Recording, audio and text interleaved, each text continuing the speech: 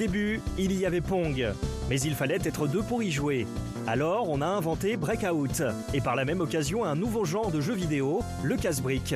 Une raquette, une bille et des blocs à détruire.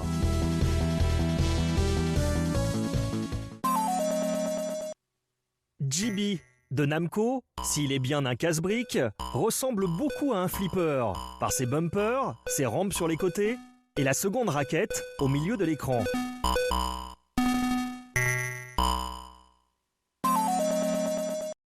Le silencieux Monkey Magic de Nintendo fait dans la fantaisie en proposant de s'attaquer aux dents d'un singe.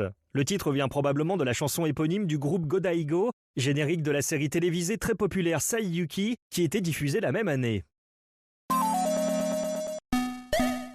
QTQ est la suite de GB, reprenant le même type d'écran, très orienté flipper. Le design du jeu, comprenant de petits fantômes colorés, est réalisé par Tohoru Iwatani, qui sera le créateur de Pac-Man l'année suivante.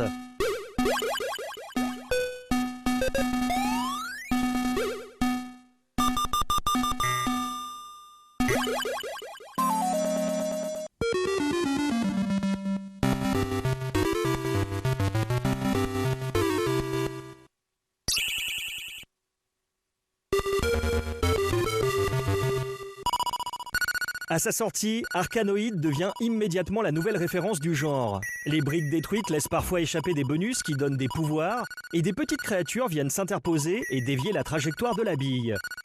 Ces troubles faits ont un autre rôle important, empêcher que la bille ne se bloque, problème qui arrive souvent dans ce type de jeu. Arkanoid a été adapté sur presque tous les ordinateurs de son époque.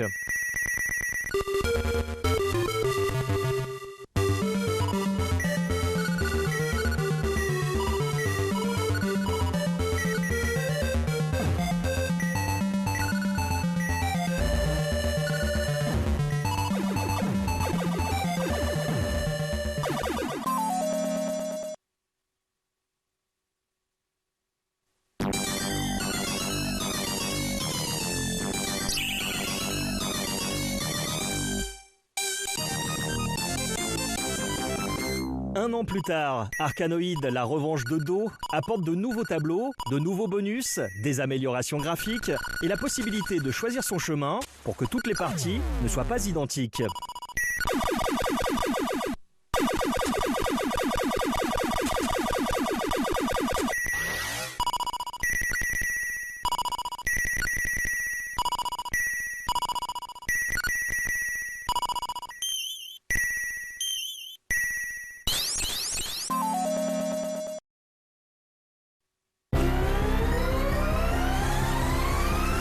Namco revient dans la course avec Quester en 1987. Le design sonore est inventif, les billes faisant parfois de jolies mélodies en rebondissant.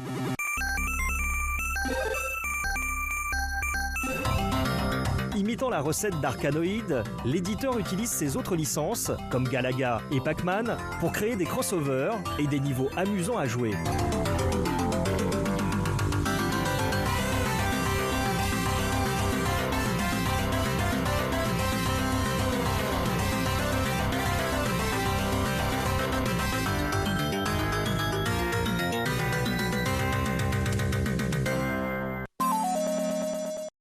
Sur micro-ordinateur, le genre est en vogue, car il ne nécessite pas de hardware puissant.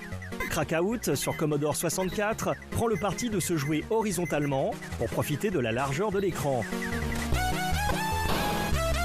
Les bonus ne sont pas aléatoires. Chaque niveau a une façon précise d'être résolu.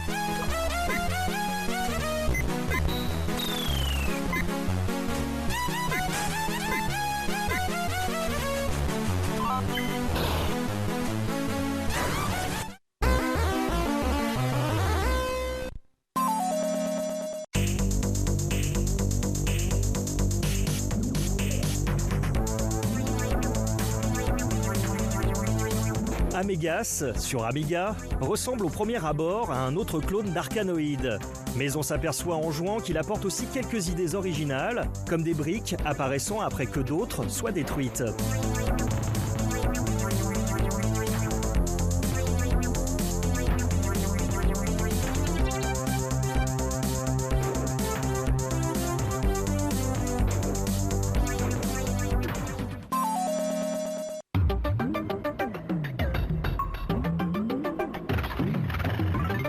Titan, de l'éditeur français Titus, ouvre une autre voie avec un casse-briques multidirectionnel.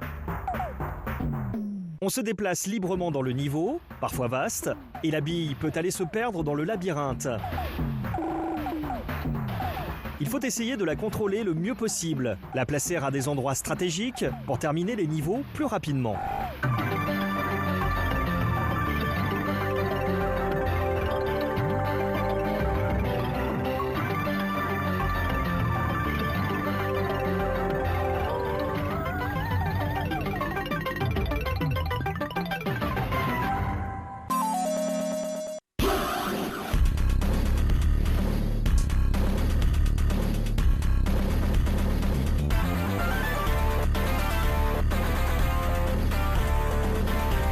Krypton Egg ressemble lui aussi de prime abord à Arkanoid, mais se différencie avec ses multiples options de gameplay, dont la possibilité, par moment, de déplacer la raquette n'importe où dans l'écran.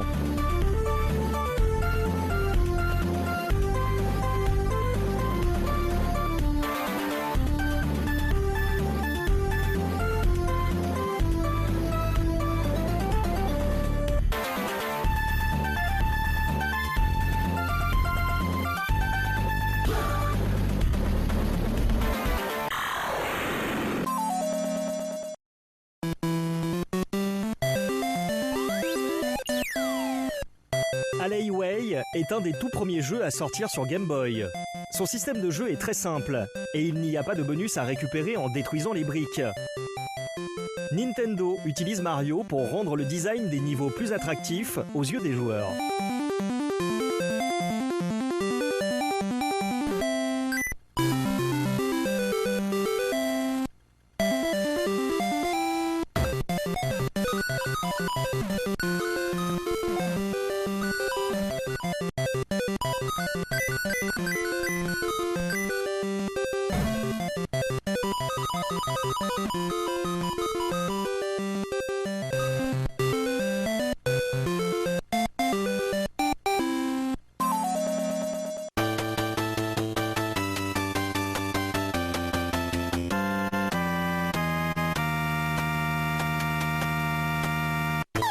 Drop-Off sur PC Engine joue la carte de l'originalité.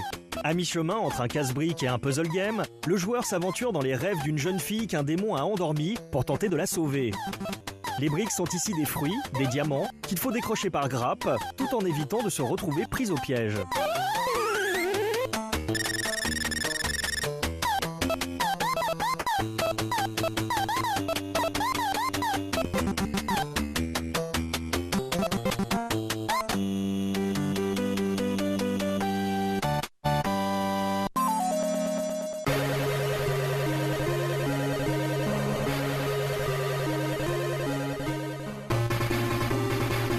Devilish est un casse-briques à progression sur Game Gear.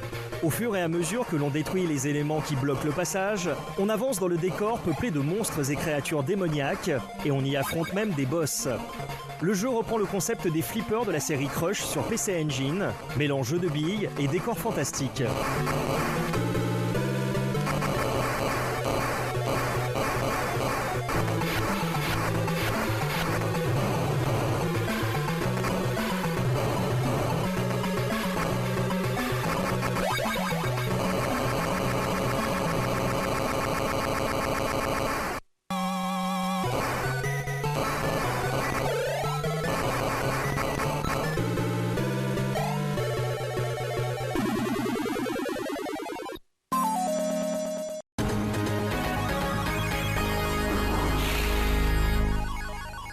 La suite de Devilish, intitulée The Next Possession, sort sur Mega Drive l'année suivante. Le jeu est très similaire, bénéficiant surtout d'une zone d'écran plus grande que sur la console portable de Sega.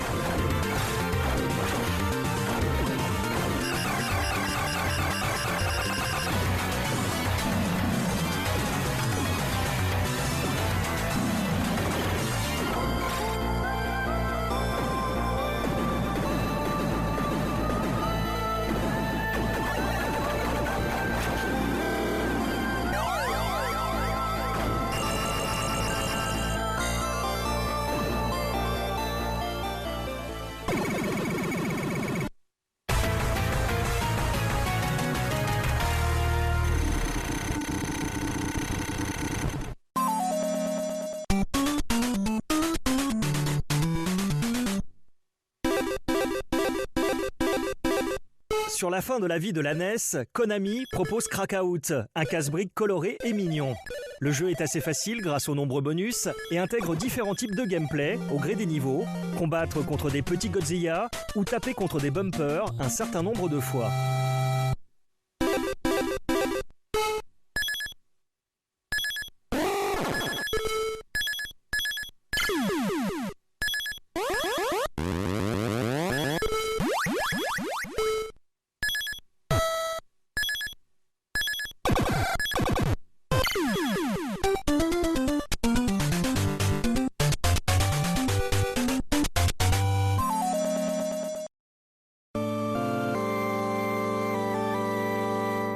Gox est un jeu développé par Toaplan, que l'on connaît surtout pour ses shoot'em up d'arcade.